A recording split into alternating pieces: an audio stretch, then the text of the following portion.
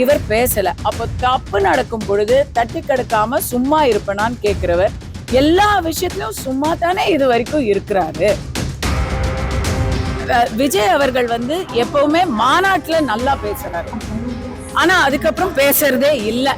இந்த அடங்கி போறதுக்கோ, இந்த அண்டி பொழைக்கிறதுக்கோ, இல்ல இந்த அடிமையா இருக்கிறதுக்கால நாம அரசியலுக்கு வரல.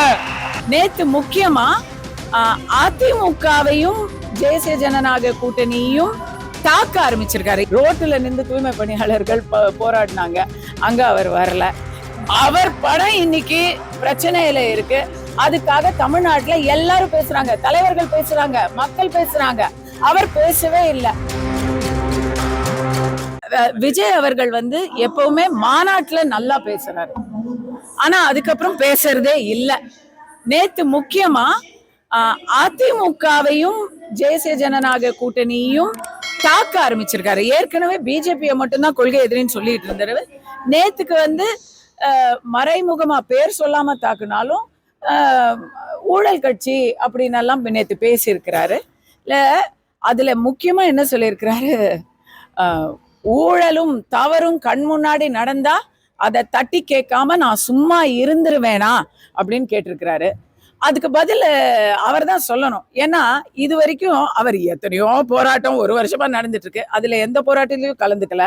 ரோட்டுல நின்று தூய்மை பணியாளர்கள் போராடினாங்க, அங்க அவர் வரல.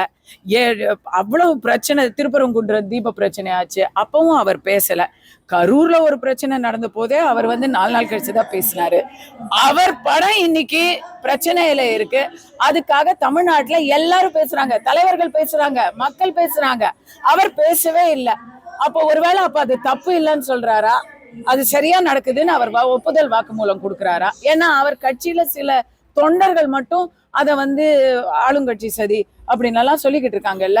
இவர் பேசல. அப்போ தப்பு நடக்கும் பொழுது தட்டி கடுக்காம சும்மா இருப்பனான்னு கேட்கிறவர் எல்லா விஷயத்திலும் சும்மா தானே இது வரைக்கும் இருக்கிறாரு. எப்ப அவர் பேச ஆரம்பிக்க போறாரு? இந்த கேள்வி மக்கள் கேக்குறாங்க. என்ன இங்க சொல்ல சொன்னாங்க, நான் சொல்லிட்டேன்.